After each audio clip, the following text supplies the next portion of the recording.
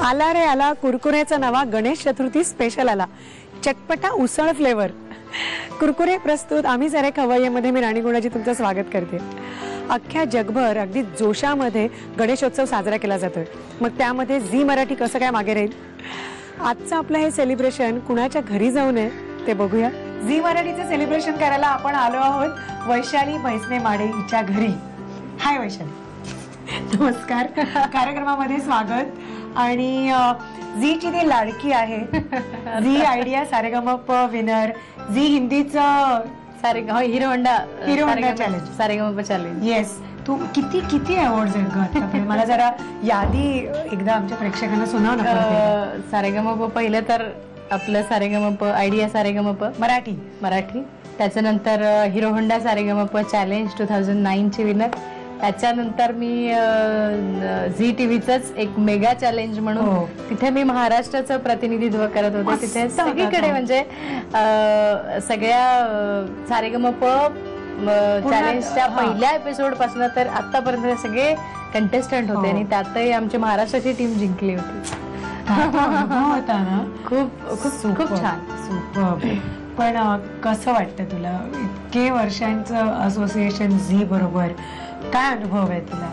Zee खरं तर मी म्हणतो ना, मी मराठी झी मराठी असं जे आहे ना, आपली टॅगलाईन आहे झीची, ती खरं तर माझ्या बाबतीत लागू होते. कारण मी प्रॉडक्ट आहे झी मराठीचं. मला झीनी जेवढा सपोर्ट केला आहे, जेवढं शोधून काढलं आणि जो प्रत्येक गोष्टीला, माझ्या प्रत्येक काय म्हणतात त्याला, यशात, अचीवमेंटला जे झीचं प्रोत्साहन आहे ते म्हणजे त्याविषयी हॅट्स ऑफ आहे झीला. पण मला सांग, तुझ्या अचीवमेंट सगळ्या आम्ही बघितल्याच आहेत, आमच्या प्रेक्षकांनी सगळ्यांनी अनुभवल्यात. पण मुळात तुझ्याबद्दल आमच्या प्रेक्षकांना खूप कमी माहिती आहे की तू मूळची कुठची आहेस, घरी कोण कोण आहे, सांग ना. मी मूळची अमरावती जिल्ह्यात, माझं खारतळे गाव माझं माहेर. सासर माझं हिंगणघाट वर्धा जिल्ह्यामध्ये, एक बऱ्यापैकी मोठं गाव आहे आमचं. मी 5 वर्षापूर्वी आले मुंबईमध्ये. म्हणजे एक वेळ अशी होती की आमच्या घरी म्हणजे माझ्या आईकडे आम्हाला 2 वेळेला जेवायलाही व्यवस्थित मिळायचं नाही. अशा परिस्थितीत ना हे मला बदलायचं होतं चित्र कुठेतरी. आणि त्यातनं माझी ही जिद्द निर्माण झाली की मला हे सगळं असं, मला आयुष्य मरेपर्यंत असं नाही राहायचं, जगायचं नाही असं. तर हे कुठेतरी बदलायची एक जिद्द होती, एक इच्छा होती आणि देवाचा आशीर्वाद त्याच्यासाठी भरपूर मला मिळाला. एक मेहनत भरपूर केली म्हणून मी हे सगळं बदलू शकले. प्रश्नच नाही. कारण तू आज कित्येक म्हणजे हजारो लाखो मुलींचा आदर्श आहेस आणि ही खरंच इट्स अन अचीवमेंट आणि ते तर प्रश्नच नाही. पण तुला स्वतःला आज तू एक आदर्श म्हणून आहेस, पण तुझा आदर्श कोण आहे? तुला असं गाणं म्हटलं की काय, कुठली नावं येतात समोर? मला माझे आदर्श गान सरस्वती लताबाई यांना मी म्हणजे देवच मानते त्यांना. आत्ता या युगात जर कोणी आपल्या पृथ्वीवर माणसामध्ये देव उरला असेल तर तो लताबाईंमध्ये आहे. खरंच कोणाला जर देव बघायचा असेल तर तो त्यांच्यात बघावा. आणि माझे गुरुजी श्रीयुत सुरेश वाडकर यांचा ही मला खूप मोठा त्यांचा आदर्श आहे. त्यांच्या इनफॅक्ट मी त्यांच्याकडे शिकायला मिळतंय, माझं भाग्य आहे. हे सद्भाग्य खरं तर हे वरूनच यायला लागतं असं मला वाटतं. You are blessed. मी ब्लेस्ड आहे. आणि म्हणजे जरी मी स्ट्रगल केलं असेल खूप, पण हे सगळं त्यांनी घडवलं. त्याच्यामुळे हे त्यांनी ह्या सगळ्या गोष्टी मला स्पेशली घडवलं. म्हणजे मी त्याच्यासाठी स्पेशल आहे कुठेतरी असं मला वाटतं दरवेळी. म्हणून मला कुठलीही संकट आली, कुठलीही अडचण आली की त्याची जवळीक व्हायला लागते पटकन. नाही, तू स्पेशलच आहेस. आणि आमच्यासाठी, आम्हा झी मराठीच्या प्रेक्षकांसाठी तर तू खूपच जास्त स्पेशल आहेस. आणि त्याच्यामुळे हा जो आपला सण आहे गणपती, हा आपल्यासाठी दिवाळीपेक्षा सुद्धा मोठा असा हा आपला सण असतो. तर त्यामुळे साहजिकच दणक्यात झी मराठी प्रत्येक सण साजरा करतं. तर त्यामुळे सेलिब्रेशन करायचं ठरवल्यानंतर आम्हाला म्हणजे जी आमची पहिली हक्काची माणसं आहेत तर तर त्यांच्या घरी येऊन आम्ही धडकलो. तर त्यामुळे आता आपण येऊन धडकलोय वैशालीच्या घरी चेंबूरला. तर वैशालीच्या स्वयंपाकघरात पण धडकायचंय. तर वैशाली ते सगळं करणार आहोतच. प्रेक्षकांना माहिती आहे आम्हीच अरे खवय्येमध्ये वैशाली आली म्हणजे नक्कीच आपण खवय्येगिरी करतो, तिच्याकडनं शिकतोय काहीतरी. पण आता नवीन काय येत आहे तेवढं सांग ना जरा. माझा अल्बम आता रिसेंटली रिलीज झालाय भरारी नावाचा, ज्याचं प्रकाशन माननीय राजसाहेब ठाकरेंनी केलंय, त्यांच्या हस्ते ते प्रकाशित झालंय. आणि त्याचं संगीत निलेश मोहरीर यांनी केलंय, गीत अश्विनी शेंडेनी लिहिली आहे. अतिशय अप्रतिम गाणी सगळी झाली आहेत. त्याच्यात पहिलंच जे गाणं आहे ते आम्ही बाप्पाच्या चरणी अर्पण केलं आहे. काय योगा योग आहे. मग मला गाण्याचा आग्रह तर मी करणारच. आग्रह नाही, हक्कच आहे ना झी मराठीचा. तर त्यामुळे गाणं तुझ्याकडनं आम्ही ऐकणारच. मग दुसरं कुठलं ऐकण्यापेक्षा आज तुझा स्वतःचा अल्बम एवढा रिलीज होतोय तर, आणि बाप्पाचं गाणं त्याच्यात आहे, तर अजून काय पाहिजे आपल्याला. तर तुझं गाणं आपण ऐकूया. आणि कुरकुरे आपल्याला खायचेच आहेत पण ते ब्रेक मध्ये खाऊया. पण गाणं मनसोक्त आधी एकदा ऐकूया आणि मग ब्रेक घेऊया आणि मग तुझं जरा काय कौशल्य बाकी पण आहे ते बघूया. तर एक गाणं होऊ देऊन जे मस्तपैकी झकास आणि मग ब्रेक घेऊ. गाणं.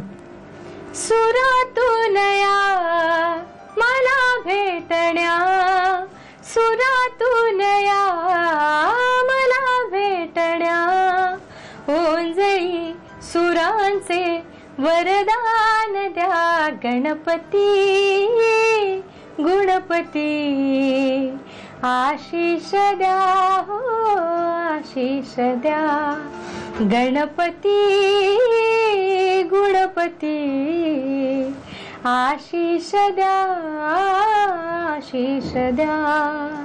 मस्त. प्रत्येकाने हा अल्बम घ्या आणि वैशालीला कळवा कशी काय झाली गाणी.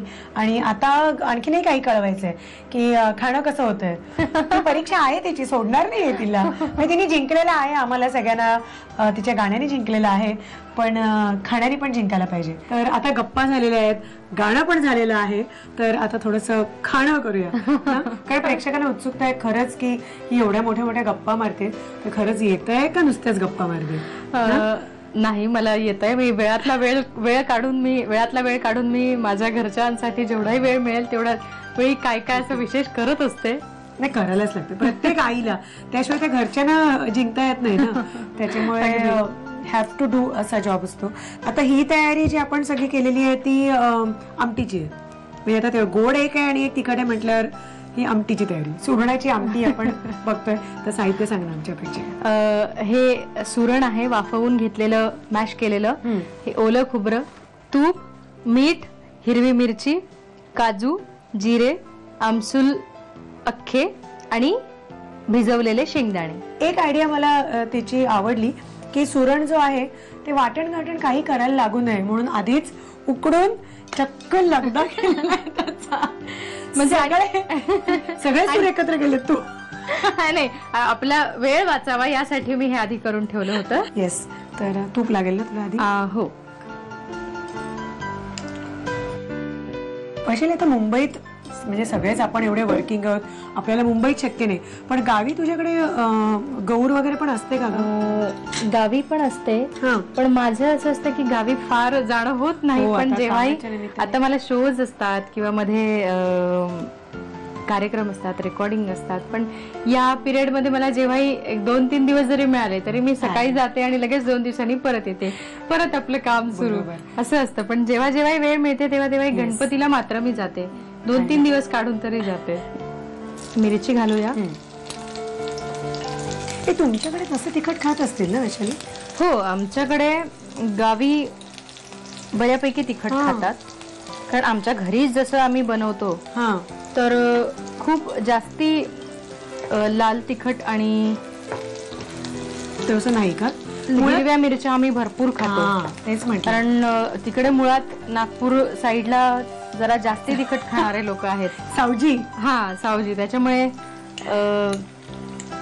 खास करून इकडचं जे काय असतं सगळं ते आम्हाला म्हणजे थोडंसं फिकं खायची सवय नाही, त्याच्यामुळे आम्ही झणझणीत असं तिखट वगैरे मसालेदार स्पायसी करून खातो. पण असा झणझणीत सूर पण लागतो ना त्यामुळे खणखणीत. मस्त. आणि आता काजू. त्याच्यात काजू घालायचे.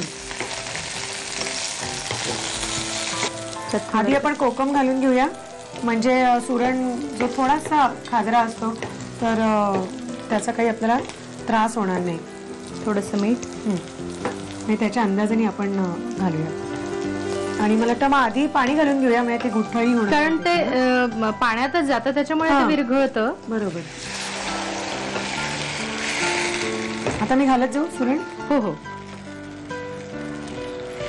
तू आता मला गाणं तरी शिकवूया, तुला असिस्ट केलेलं आहे एवढं, त्यामुळे तुला जरा काहीतरी मला नीट सा लागेल असं तरी बघ आता.